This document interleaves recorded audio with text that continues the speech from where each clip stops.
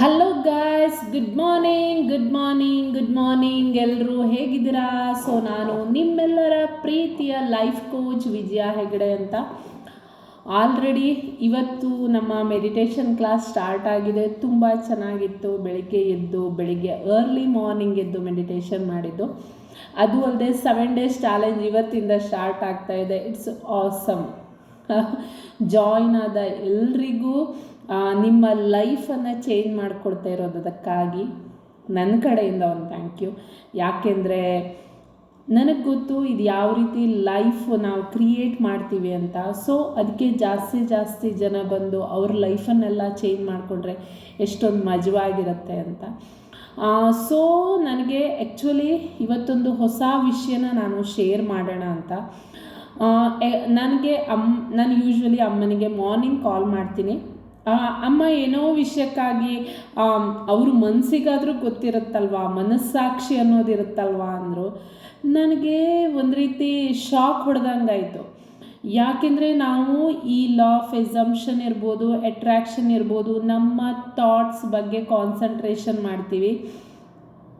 ನಮ್ಮ ಥಾಟ್ಸು ಇವಾಗ ನನಗೆ ಆವಾಗ ನಾನು ಒಂದಕ್ಕೊಂದು ಡಾಟ್ಸನ್ನೆಲ್ಲ ಕನೆಕ್ಟ್ ಮಾಡ್ತಾ ಹೋದಾಗ, ಹೌದಲ್ವಾ, ನಮ್ಮ ಹಿರಿಯರಿಗೆ ಇದು ಚೆನ್ನಾಗೇ ಗೊತ್ತಿತ್ತು.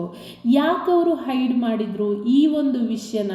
ಅದನ್ನು ಡೈರೆಕ್ಟಾಗಿ ಹೇಳಿಲ್ಲ, ಇಂಡೈರೆಕ್ಟಾಗಿ ಹೇಳಿದರು. ಯಾವ ರೀತಿ ಅಂದರೆ, ಆಬ್ವಿಯಸ್ಲಿ ನಮ್ಮ ವೇದದಲ್ಲೇ ಇದೆ, ಅಹಂ ಬ್ರಹ್ಮಾಸ್ಮಿ ಅಂತ. ಕೃಷ್ಣ ಪರಮಾತ್ಮನೂ ಹೇಳಿದ್ದಾನೆ, ಈ ಪ್ರಪಂಚ ಒಂದು ಮಾಯೆ, ನಂಬಬೇಡಿ ಅಂತ.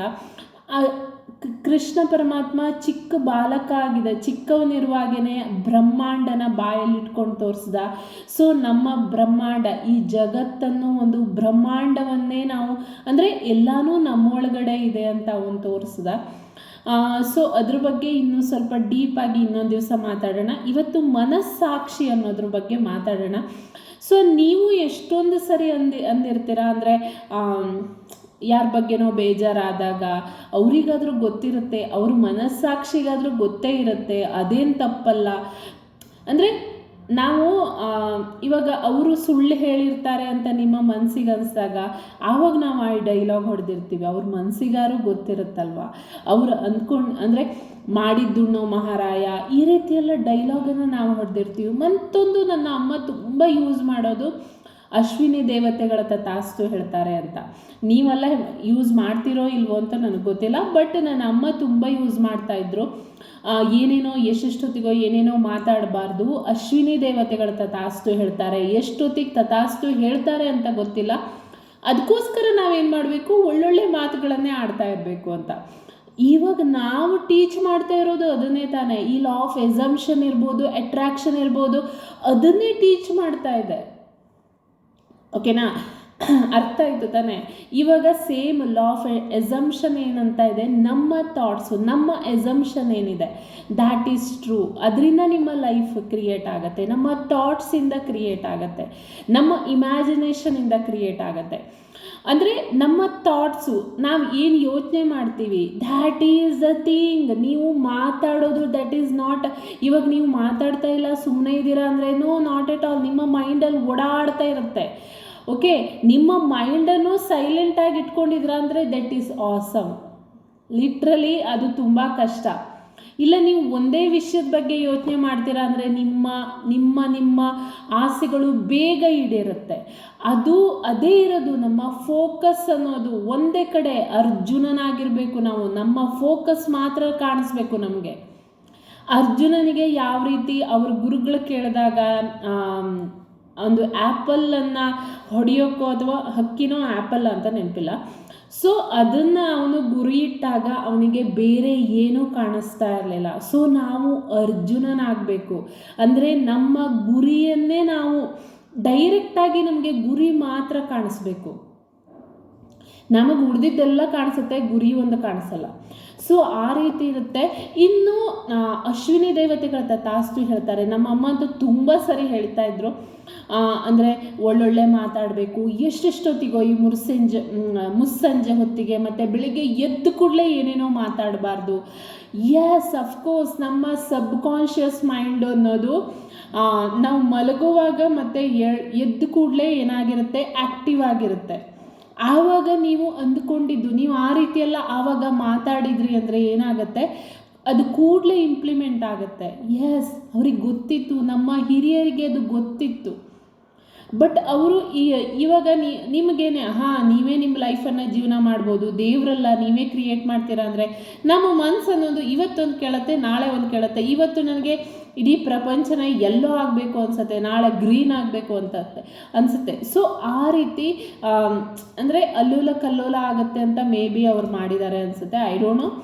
ಬಟ್ ಸ್ಟಿಲ್ ನಾವೇನು ಮಾಡಿದ್ವಿ, ನಮ್ಮ ಹಿರಿಯರು ಹೇಳೋದನ್ನೆಲ್ಲ ತೆಗೆದು ಸೈಡಿಗೆ ಹಾಕಿದ್ವಿ. ನಮ್ಮ ಈ ಸೈಂಟಿಫಿಕ್, ನಮ್ಮ ವೈಜ್ಞಾನಿಕ ಯುಗದಲ್ಲಿ ಹಿರಿಯವರು ಏನು ಹೇಳ್ತಾರೋ ಅವ್ರು ಹೇಳೋದ್ರಲ್ಲಿ ಒಂದು ಸತ್ಯಾಸತ್ಯತೆ ಇದ್ರೂ ನಾವು ನಂಬಲ್ಲ. ಯಾಕೆಂದರೆ ನಮ್ಮ ಮನಸ್ಸಿಗೆ ಅದು ಬಂದ್ಬಿಟ್ಟಿದೆ, ಅವ್ರಿಗೇನು ಗೊತ್ತಿಲ್ಲ, ಅವ್ರು ಹೇಳೋದೆಲ್ಲ ಸುಮ್ಮನೆ ಮೂಢನಂಬಿಕೆ ಅದು ಇದು ಅಂತ. ಎಸ್, ಆ ಮೂಢನಂಬಿಕೆಯಲ್ಲೂ ಒಂದು ಸತ್ಯ ಅಡಗಿರುತ್ತೆ ಅಂತ ನಾವು ಹುಡ್ಕೋಕ್ಕೆ ಹೋಗಿಲ್ಲ. ಅವ್ರು ಕೇಳಿದ್ರು ಅವರಿಗೂ ಗೊತ್ತಿಲ್ಲ ಪಾಪ, ಅವ್ರೇನು ಮಾಡ್ತಾರೆ.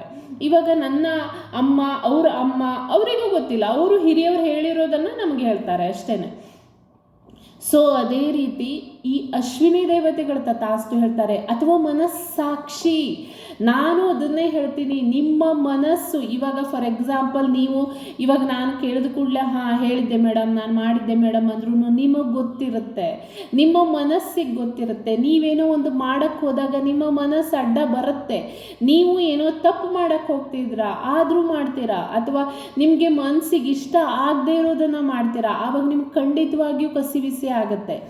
ಆ ಮನಸ್ಸಾಕ್ಷಿ ಅನ್ನೋದು ಎಷ್ಟೊಂದು ಇಂಪಾರ್ಟೆಂಟ್ ಅಂದರೆ, ಇವಾಗ ನಿಮ್ಮ ಮನಸ್ಸಿಗೆ ಅನುಗುಣವಾಗಿ ಮಾಡ್ಕೊಂಡು ಹೋಗಿ. ನಿಮ್ಮ ಮನಸ್ಸು ಏನನ್ನತ್ತೋ ಅಂದರೆ ನಿಮಗೆ ಏನೋ ಒಂದು ಇಷ್ಟ ಇರುತ್ತೆ, ಅದನ್ನ ಮಾಡೋಕ್ಕಾಗಲ್ಲ, ಮಾಡಿ, ಟ್ರೈ ಮಾಡಿ. ನಿಮಗೆ ಗೈಡ್ ಮಾಡುತ್ತೆ ನಿಮ್ಮ ಇನ್ನರ್ ಕಾನ್ಷಿಯಸ್, ನಿಮ್ಮ ಆತ್ಮ, ನಿಮ್ಮ ದೇವರು, ನಿಮ್ಮ ಒಳಗಡೆ ಇರೋ ನಿಮ್ಮ ಹೈಯರ್ ಗೈಡೆನ್ಸ್ ಅನ್ನೋದು ನಿಮಗೆ ಗೈಡ್ ಮಾಡುತ್ತೆ. ನೀವು ಅದನ್ನು ಮಾಡಿ. ಸೆಲ್ಫ್ ಲವ್ ಅಂತಾರೆ. ಬೇರೆಯವರಿಗೆ ತೊಂದರೆ ಆಗದಿದ್ರಾಯ್ತು, ಅಷ್ಟನ್ನು ನೋಡ್ಕೊಳ್ಳಿ, ಬಿಟ್ಟರೆ ಬೇರೆ ಏನೂ ತೊಂದರೆ ಇಲ್ಲ. ಎಷ್ಟೊಂದು ಜನ ನಾನು ನೋಡಿದ್ದೀನಿ, ಎಸ್ಪೆಷಲಿ ಲೇಡೀಸು, ಅವ್ರಿಗೇನೋ ಒಂದು ಆಸೆ ಇರುತ್ತೆ, ಅವ್ರ ಗಂಡನಿಗೆ ಅದನ್ನ ಮಾಡಬಾರ್ದು, ಗಂಡನಿಗೆ ಇಷ್ಟ ಇರಲ್ಲ, ಗಂಡನಿಗೆ ಇಷ್ಟ ಇಲ್ಲ ನಾನು ಮಾಡಬಾರ್ದು ಅಂತ ಮಾಡೋಕ್ಕೆ ಹೋಗಲ್ಲ. ಸೊ ಎಸ್, ಗಂಡನ ಒಪ್ಪಿಸಿ ಆದರೂ ಮಾಡಿ. ಆ ರೀತಿ ನಮ್ಮ ಮನಸ್ಸಾಕ್ಷಿ, ಅಥವಾ ಏನೋ ಒಂದು ಕೆಟ್ಟ ಕೆಲಸ ಮಾಡೋಕ್ಕೆ ಹೋಗಿರ್ತೀರಾ, ಏನೋ ಒಂದು ಸುಳ್ಳು ಹೇಳ್ತೀರಾ, ಆವಾಗ ನಿಮ್ಮ ಮನಸ್ಸು ಅನ್ನೋದು ನಿಮಗೆ ಅಡ್ಡ ಬಂದೇ ಬರುತ್ತೆ. ವಿಜಯ, ನೀನು ಅದ್ರಲ್ಲಿ ಸುಳ್ಳು ಹೇಳಿದೀಯಾ, ನೀನು ಈ ರೀತಿ ಮಾಡಿದೀಯಾ ಅನ್ನೋದು ನನ್ನ ಒಳಗಡೆಯಿಂದ ಒಂದು ಗಿಲ್ಟ್ ನನ್ನನ್ನು ಕಾಡ್ತಾ ಇರುತ್ತೆ. ನನ್ನಿಂದ ಅವ್ರಿಗೆ ಹಾಗಾಗೋಯ್ತು, ಆ ಗಿಲ್ಟೇ ನಮ್ಮನ್ನು ತಿನ್ನುತ್ತೆ. ಅದಕ್ಕೆ ಹೇಳೋದು ಮಾಡಿದ್ದು ಮಹಾರಾಯ ಅಂತ, ಬೇರೆ ಏನೂ ಇಲ್ಲ. ನಿಮ್ಮ ಮನಸ್ಸಾಕ್ಷಿಗನುಗುಣವಾಗಿ ನಡ್ಕೊಂಡ್ರೆ ನಿಮ್ಮ ಲೈಫ್ ತುಂಬ ಚೆನ್ನಾಗಿರುತ್ತೆ. ಯಾಕೆಂದರೆ ನಾವು ಹೇಳೋದು ಇದನ್ನೇ, ನಿಮ್ಮ ಥಾಟ್ಸ್ ಏನು ಹೇಳುತ್ತೆ, ನಿಮ್ಮ ಥಾಟ್ಸ್ ಮೇಲೆ ವರ್ಕ್ ಮಾಡಿ ಅಂತ ನಾನು ಯಾವತ್ತೂ ಹೇಳ್ತೀನಿ. ದಿವಸಕ್ಕೆ 80,000 ಥಾಟ್ಸ್ ಬರುತ್ತೆ, ಅದರಲ್ಲಿ ಹೆಚ್ಚಿಂದೆಲ್ಲ ನಿನ್ನೆ ಯೋಚನೆ ಮಾಡಿದ್ದೆ ಇವತ್ತು ಮಾಡಿರ್ತೀರ ನೀವು.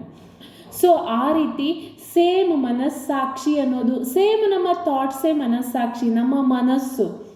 ನಮ್ಮ ಮನಸ್ಸನ್ನು ನಾವು ಕೇಂದ್ರೀಕರಿಸಿದ್ರೆ, ನಮ್ಮ ಮನಸ್ಸನ್ನು ನಾವು ಕಂಟ್ರೋಲ್ ಮಾಡಿಕೊಂಡ್ರೆ, ಇದನ್ನು ಮೊದಲಿಂದನೂ ಹೇಳ್ತಾ ಇದ್ದಾರೆ, ಮನಸ್ಸು ಅನ್ನೋದು ಒಂದು ಮರ್ಕಟ ಇದ್ದ ಹಾಗೆ, ಅದನ್ನು ಕಂಟ್ರೋಲ್ ಮಾಡೋಕ್ಕಾಗಲ್ಲ.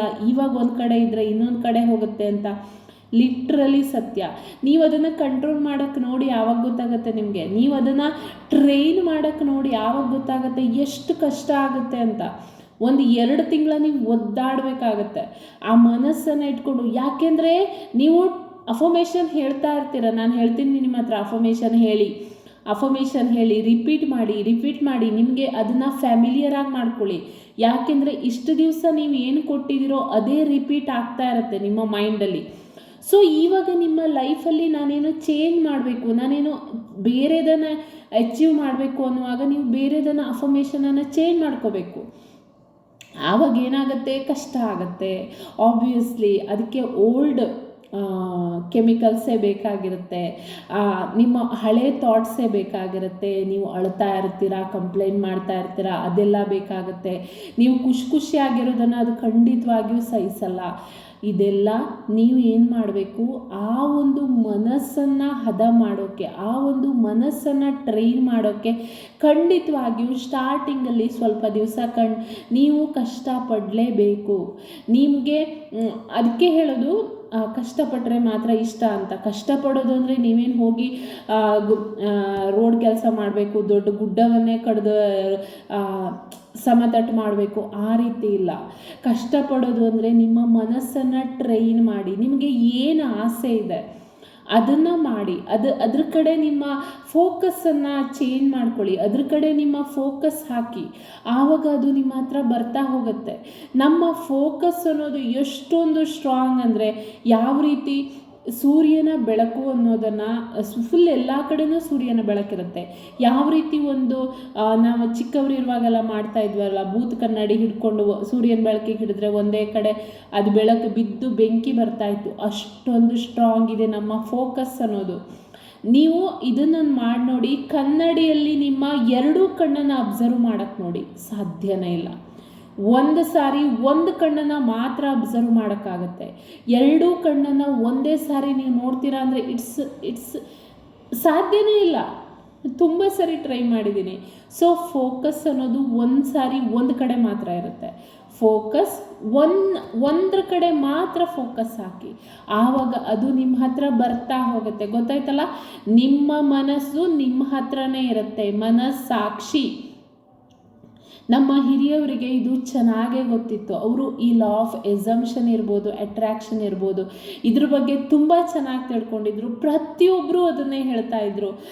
ನೀವಿವಾಗ ಯಾವುದೇ ಬುಕ್ಕನ್ನು ಓಪನ್ ಮಾಡಿ ನೋಡಿದ್ರು ಅದರದ್ದು ಅನುವಾದ ಸೇಮ್ ಇರುತ್ತೆ.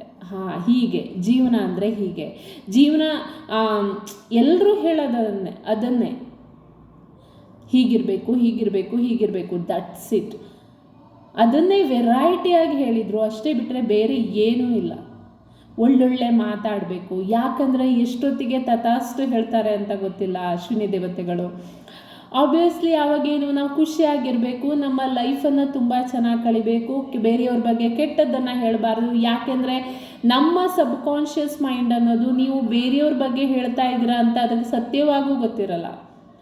ನೀವು ಇವಾಗ ಬೇರೆಯವ್ರ ಬಗ್ಗೆ ಕಂಪ್ಲೇಂಟ್ ಮಾಡ್ತಾ ಇದ್ದೀರಾ ಅಂದರೆ ಅದು ಫಸ್ಟ್ ಇಫೆಕ್ಟ್ ಆಗೋದು ನಿಮಗೇನೆ. ಅದಕ್ಕೋಸ್ಕರ ಹೇಳಿದರು ಬೇರೆಯವ್ರ ಬಗ್ಗೆ ಕೆಟ್ಟದನ್ನು ಮಾತಾಡಬೇಡಿ, ಅದು ನಿಮ್ಮ ಸುತ್ತುತ್ತೆ ಅಂತ. ಪ್ರತಿಯೊಂದೂ ಅದನ್ನೇ ಎಷ್ಟು ಚೆನ್ನಾಗಿ ಹೇಳಿದ್ದಾರೆ ನಮ್ಮ ಹಿರಿಯವರಿಗೊಂದು ದೊಡ್ಡ ಸೆಲ್ಯೂಟ್, ಲಿಟ್ರಲಿ. ಬಟ್ ಅದನ್ನೆಲ್ಲ ನಾವು ತಗೊಳ್ಳಿಲ್ವೇ, ಅದು ನಮ್ಮದು ಹುಂಬತನ ಅಂತೀವಲ್ವ. ಸೊ ನಮಗದು ಬೇಕಾಗಿಲ್ಲ. ಇವಾಗೆಲ್ಲ ಎಲ್ಲೆಲ್ಲೋ ಹೋಗಿ ಲಾ ಆಫ್ ಎಸಂಪ್ಷನ್ ಅದು ಇದು ಅಂತ ಹೆಸರು ಮಾಡ್ಕೊಂಡು ಅದು ವಾಪಸ್ ಬಂದಾಗ ನಮಗದ್ರ ಬಗ್ಗೆ ಏನೋ ಎಕ್ಸ್ಟ್ರಾ ಒಲವು. ಸೊ ಎಸ್, ಖಂಡಿತವಾಗಿಯೂ ನಮ್ಮ ಹಿರಿಯವರಿಗೆ ಇದು ತುಂಬ ಚೆನ್ನಾಗಿ ಗೊತ್ತಿತ್ತು. ಒಳ್ಳೆಯದನ್ನು ಮಾತಾಡಬೇಕು, ಒಳ್ಳೆಯದಾಗಿರಬೇಕು, ಮೆಡಿಟೇಷನ್ ಮಾಡಬೇಕು. ಮೆಡಿಟೇಷನ್ ಮಾಡೋದ್ರಿಂದ ಏನಾಗುತ್ತೆ, ನಮ್ಮ ಮೈಂಡ್ ಅನ್ನೋದು ತುಂಬ ಚೆನ್ನಾಗಿ, ಅಂದರೆ ನಮ್ಮಲ್ಲಿ ಒಂದು ಕಾಮ್ನೆಸ್ ಬರುತ್ತೆ. ಯಾವುದೇ ಸಿಚುವೇಶನಲ್ಲಾದರೂ ನಾವು ಒಂದು ರೀತಿ ಕಾಮಾಗಿರ್ತೀವಿ. ಯಾವುದೇ ಡಿಸಿಷನ್ಸನ್ನು ನಾವು ತಗೊಳ್ಳೋದಾದರೂ ಎಷ್ಟೊಂದು ಚೆನ್ನಾಗಿ ಕಾಮಾಗಿ ತಗೊತೀವಿ, ಆ ರೀತಿಯಲ್ಲ. ಸೊ ಎಸ್, ಒಳ್ಳೆಯದಾಗೇ ಆಗತ್ತೆ. ಮತ್ತೊಂದು ಹೇಳ್ತಾ ಇದ್ರು, ಒಳ್ಳೆಯವರಿಗೆ ಒಳ್ಳೆಯದಾಗತ್ತೆ. ಸೊ ಒಳ್ಳೆಯವರಿಗೆ ಒಳ್ಳೆಯದಾಗತ್ತೆ ಅನ್ನೋದು ಅವರು ಮೈಂಡಲ್ಲಿ ಯಾವ ರೀತಿ ಇರುತ್ತೋ ಆ ರೀತಿ ಆಗುತ್ತೆ. ಓಕೆ, ಸೊ ಇನ್ನೂ ಇದ್ರ ಬಗ್ಗೆ ಏನಾದರೂ ಕ್ವಶನ್ಸ್ ಇದ್ದರೆ ಖಂಡಿತವಾಗಿಯೂ ಮೆಸೇಜ್ ಮಾಡಿ, ಕಮೆಂಟ್ ಮಾಡಿ, ನಾನು ಖಂಡಿತವಾಗಿಯೂ ರಿಪ್ಲೈ ಮಾಡ್ತೀನಿ ಟೈಮ್ ಸಿಕ್ಕಾಗ. ಓಕೆನಾ? ಸೊ ಎಸ್, ನಿಮಗೆ ಇಷ್ಟ ಇದ್ದರೆ ನನ್ನ ಪರ್ಸ್ನಲ್ ಸೆಷನ್ಸ್ ಇನ್ನೂ ಜಾಸ್ತಿ ನಾಲೆಜ್ ತಗೋಬೇಕು, ನಾನು ಇನ್ನೂ ನನ್ನ ಪರ್ಸ್ನಲ್ ವಿಷಯವನ್ನು ನಾನು ಡಿಸ್ಕಸ್ ಮಾಡಿ ಸೊಲ್ಯೂಷನ್ ತಗೋಬೇಕು ಅಂದರೆ ಖಂಡಿತವಾಗಿಯೂ ಕಾಂಟ್ಯಾಕ್ಟ್ ಮಾಡಿ. ನಾನು ಕಾಂಟ್ಯಾಕ್ಟ್ ಡೀಟೇಲ್ಸನ್ನು ಹಾಕಿರ್ತೀನಿ. ಓಕೆ, ಸೊ ಎಸ್, ಬಾಯ್ ಬಾಯ್, ಒಳ್ಳೆಯದಾಗಲಿ ಗಾಯ್ಸ್. ಎಲ್ಲರೂ ಖುಷಿಯಾಗಿರಿ, ಎಲ್ಲರೂ ಚೆನ್ನಾಗಿರಿ. ಯಾಕೆಂದರೆ ನಾವು ಬಂದಿರೋದು ಎಂಜಾಯ್ ಮಾಡೋಕ್ಕೆ, ಕಷ್ಟಪಡೋಕ್ಕಲ್ಲ. ಓಕೆ, ಒಳ್ಳೆಯದಾಗಲಿ. God bless you. ಚೆನ್ನಾಗಿರಿ. ನೀವು ನಂಬಿರೋ ದೇವರು ನಿಮ್ಮನ್ನು ತುಂಬ ಚೆನ್ನಾಗಿ ನೋಡ್ಕೊಳ್ಳಿ. Okay, bye bye. ಒಳ್ಳೆಯದಾಗಲಿ. Love you all.